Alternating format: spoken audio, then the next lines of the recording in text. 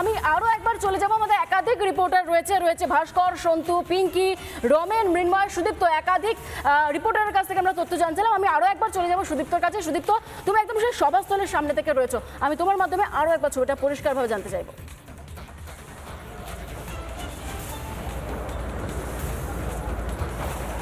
একেবারে দেখো, আমি যে জায়গায় দাঁড়িয়ে রয়েছি এটা হচ্ছে কিন্তু সিটিং জোন, তোমার যে জোন ভাগ করার কথা বলছিলাম, এবং দেখাবো আমরা রিপাবলিক বাংলা প্রথম দেখাবো যে সভাস্থল যেখানে বক্তব্য রাখবেন ডি জোন, সেইগুলো কিন্তু দেখাচ্ছি। এ দেখো, আমার ক্যামেরা পার্সনকে বলবো একটু এগিয়ে আসার জন্য, তাহলে বোঝা সম্ভব হবে যে এখানে কিন্তু তৈরি হচ্ছে মূল মঞ্চ, প্রধানমন্ত্রীর যে মূল মঞ্চ সেটা কিন্তু এখানে প্রস্তুত করা হচ্ছে। দুটি মঞ্চ কিন্তু পাশাপাশি থাকছে এবং এই যে এই জায়গাটা এখানে কিন্তু সকলে দাঁড়াবে।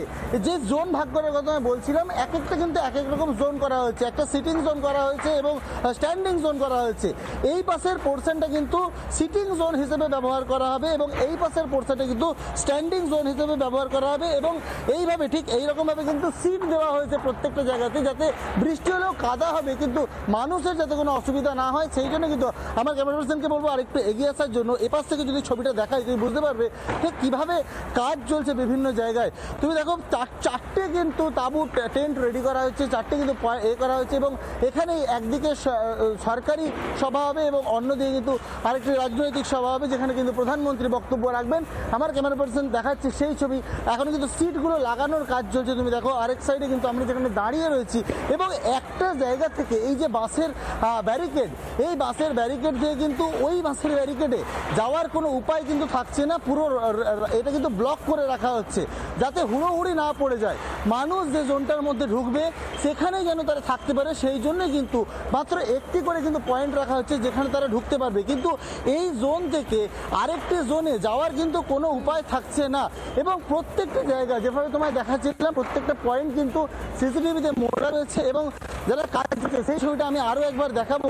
কতটা উৎসাহের সাথে মানুষ কাজ করছে তুমি দেখলেই বুঝতে পারবে।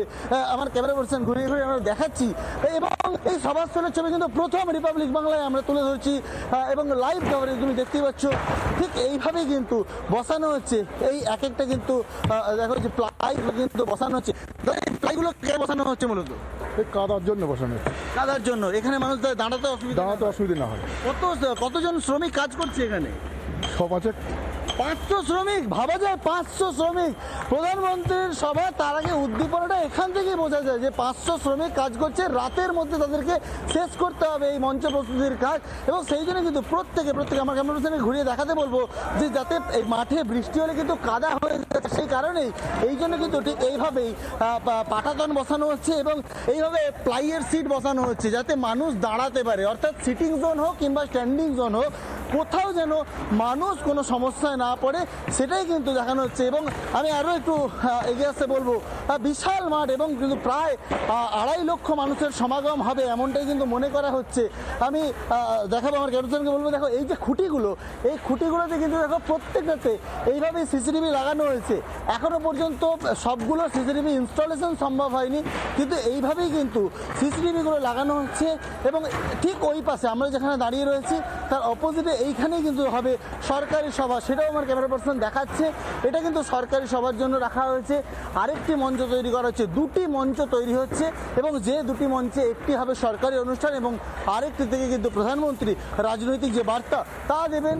একেবারে সেখানে কিন্তু নানা বিষয়, যেমন সন্তু বলছিল একটু আগে যে একাধিক বিষয় নিয়ে কিন্তু বার্তা দিতে পারেন প্রধানমন্ত্রী, সেইটাই কিন্তু দেখাচ্ছি। আরও একবার আমরা সামনে এগিয়ে দেখানোর চেষ্টা করব।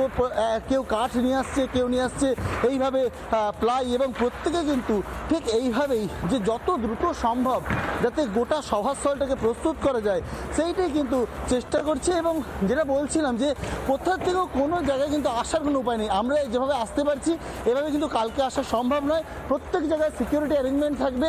তার আগে কিন্তু এইগুলো ঠিক এইভাবে বাসের ব্যারিকেড করে দেওয়া হয়েছে, সেই ছবিটাই দেখাচ্ছি। এইভাবে বাসের ব্যারিকেড করে দেওয়া হয়েছে এবং নানা ধরনের কন্টেন্ট দেখার জন্য লাইক করুন, শেয়ার করুন আমাদের ফেসবুক পেজ, সাবস্ক্রাইব করুন আমাদের ইউটিউব চ্যানেল। পাশাপাশি অন্যান্য ব্রেকিং নিউজের জন্য অবশ্যই চোখ রাখুন রিপাবলিক বাংলায়।